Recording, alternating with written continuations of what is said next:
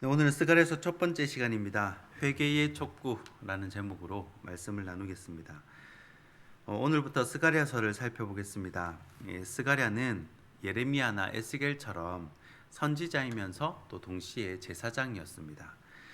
스가랴는 바벨론에서 태어났는데 이스라엘 백성들이 주전 538년에 이 스룹바벨과 여호수아의 이 인도로 이 귀환을 할 때, 예루살렘으로 귀환을 할 때 함께 귀환한 선지자입니다.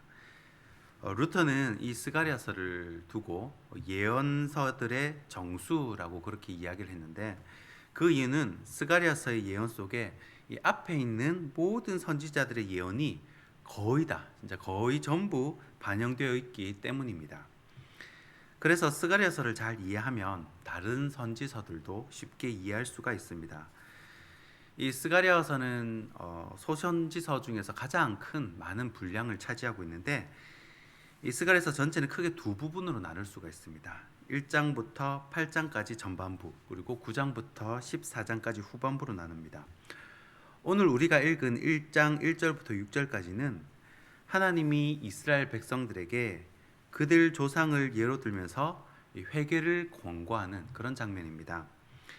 조상들이 선지자들의 말을 듣지 않고 고난을 당한 것처럼 너희들도 내 말을 듣지 않아서 조상들처럼 고난 당하는 일이 없도록 주의하라는 당부의 메시지입니다.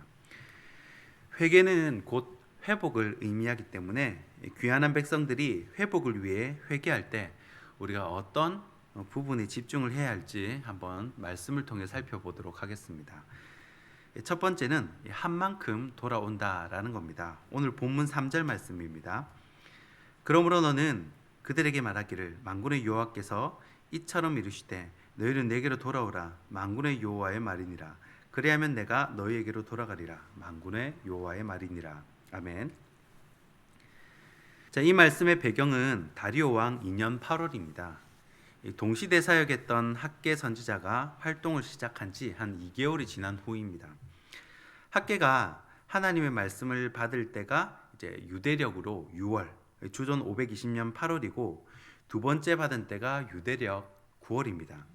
학계가 먼저 6월에 외치고 또 이어서 스가랴가 8월에 또 선포를 하고 또 학계가 그 다음 또 받아가지고 9월에 이렇게 외치고 같은 사명을 받은 선지자끼리 이제 반복해서 계속 말씀을 전하는 겁니다. 자, 하나님의 말씀을 스가랴 선지자가 받아서 전하는데 뭐라고 전하냐면 돌아오라라는 겁니다. 이 돌아오라라는 단어에는 이 회개하다라는 뜻이 포함이 되어 있습니다. 내가 가던 길을 돌이켜서 이 반대 방향으로 발걸음을 내디디면 그만큼 하나님과 가까워지게 됩니다. 내가 돌아서서 걸은 만큼 가까워지는 겁니다. 우리가 사역을 하든 예배를 드리든 헌금을 하든 계산기를 두드려서 내가 맡은 그 부분 또 내가 받은 월급만큼 그만큼 또 일을 하려고 하고 또 드리려고 하는 경우가 있습니다. 자, 현금을 해도 딱 정확하게 뗄 것 떼고 헌금을 하는 경우가 있죠. 고민이 되는 경우가 사실입니다. 실제로 보면 온전한 11조라기보다는 15분의 1조, 20분의 1조를 한 거죠. 자원하는 심령으로 드리는 것이기에 사역이든 헌금이든 자신의 믿음의 분량대로 하면 된다고 생각을 합니다. 그러나 분명한 사실은 우리 하나님은요, 이 하늘에서 나보다 더 정밀한 계산기를 두드리고 계시다는 거예요. 나그네 물 한 잔 떠준 것까지 다 계산을 하고 계시다는 겁니다. 내가 돌아서서 하나님께 걸어간 만큼 하나님은 나에게 더 가까이 오십니다. 사무엘상 2장 30절 말씀에 나를 존중히 여기는 자를 내가 존중히 여기고 나를 멸시하는 자를 내가 경멸하리라 라고 기록을 합니다. 하나님도 인격이시기 때문에 똑같이 이 질투의 감정이 있으시고요, 또 사랑도 하시고 때로는 참으시고 인내하시고 똑같은 인격을 가지고 계십니다. 우리가 하나님의 형상대로 성품대로 지음을 받은 겁니다. 하나님이 우리를 닮은 것이 아니라 우리가 하나님 형상대로 지음을 받았다는 것입니다. 귀환한 이스라엘 백성들의 이 회복의 시작은 돌아서는 겁니다. 돌아서서 한 걸음 내딛는 것부터 시작을 한다는 거예요. 돌아서서 하나님께 다가간 만큼 하나님도 나에게 걸어오신다는 사실을 기억하시고 오늘 새벽도 주님께 한 걸음 더 나아가는 저와 여러분이 되길 소원합니다. 두 번째는 모델이 되라라는 겁니다. 4절 말씀입니다. 너희 조상들을 본받지 말라. 옛적 선지자들이 그들에게 외쳐 이르되 만군의 여호와께서 이같이 말씀하시기를 너희가 악한 길 악한 행위를 떠나서 돌아오라 하셨다 하나 그들이 듣지 아니하고 내게 귀를 기울이지 아니하였느니라. 여호와의 말이니라. 아멘. 자, 안타까운 말이긴 하지만 참 하나님은 귀한한 백성들에게 뭐라고 얘기하냐면 너희 조상들을 본받지 말라는 거예요. 자, 이 말씀을 우리식으로 바꾸면 니는 네 애비처럼 살지 마라 이 말입니다. 아버지가 들을 수 있는 최고의 소리 중 하나가 바로 자식이 아버지에게 아버지 저도 아버지처럼 살고 싶습니다 하는 대답일 것입니다. 딸인 경우에는 저는 우리 아빠 같은 남자와 결혼하고 싶어요 이런 말을 듣는다면 참 그 아버지는 대단한 아버지, 행복한 아버지라고 생각을 합니다. 이스라엘 조상들은요 자녀 세대에게 신앙의 본이 되지 못했던 것 같습니다. 그래서 고생은 고생대로 하고 또 욕은 욕대로 묻고 인정받지 못하는 그런 인생이 되어버린 것입니다. 빌립보서 3장 17절을 보면요 사도 바울의 당당한 권면이 나옵니다. 이 사도 바울이 뭐라고 이야기를 하냐면요 빌립보서 3장 17절입니다. 형제들아 너희는 함께 나를 본받으라. 그리고 너희가 우리를 본받은 것처럼 그와 같이 행하는 자들을 눈여겨보라. 아멘. 자, 사도 바울이 얼마나 경건한 삶을 위해서 몸부림을 쳤냐면 당당하게 나를 본받으라라고 이렇게 이야기를 합니다.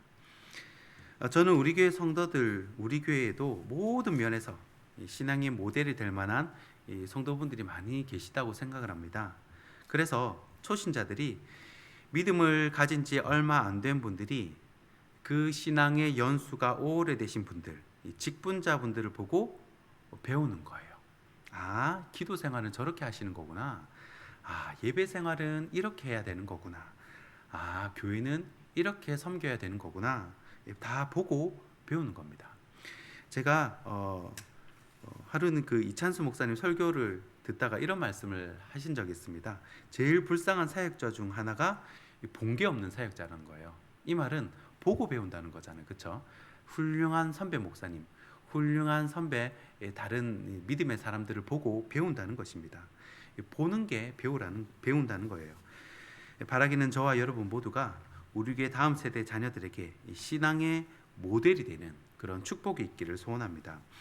마지막 세 번째는 본분을 지켜라라는 것입니다. 오늘 6절 말씀입니다. 내가 나의 종 선지자들에게 명령한 내 말과 내 법도들이 어찌 너희 조상들에게 임하지 아니하였느냐. 그러므로 그들이 돌이켜 이르기를 만군의 여호와께서 우리의 길대로 우리 행위대로 우리에게 행하시려고 뜻하신 것을 우리에게 행하셨도다 하였느니라. 아멘. 자, 말이 조금 헷갈릴 수 있는데 이 6절 말씀을 쉽게 풀어보면 이런 말씀입니다. 하나님께서 말씀을 하시는데 하나님께서 나의 종 선지자를 보내셔서 반복해서 이렇게 말씀을 전하는데도 너희 조상들이 다 무시를 했다는 겁니다. 내가 여러 번 말했고 이 선지자 이런 방법으로도 얘기를 했고 혹시나 못 알아들을까 봐 저런 방법으로도 얘기를 했고 다양한 방법으로 여러 선지자를 보내서 말씀을 전했는데도 선지자 너희 조상들은 무시를 했다라는 겁니다. 그래서 조상들이 바벨론에서 70년간 포로 생활을 할 때 생각을 했겠죠. 우리가 행한 대로 벌을 받는구나 하고 후회를 한다는 겁니다. 조상들 입장에서는 풍요의 신을 섬기면 더 잘 살 줄 알았을 겁니다. 비의 신을 섬기면요 비가 제때 내려가지고 농사가 더 잘 될 줄 알았습니다. 이 우상 숭배를 하면요 뭔가 더 풍족해지고 또 우리 가족이 더 행복해지고 더 극한의 즐거움을 오래오래 노년까지 오래오래 누릴 줄 알았는데 그게 아니더라는 겁니다. 그게 행복한 삶이 아니더라라는 거예요.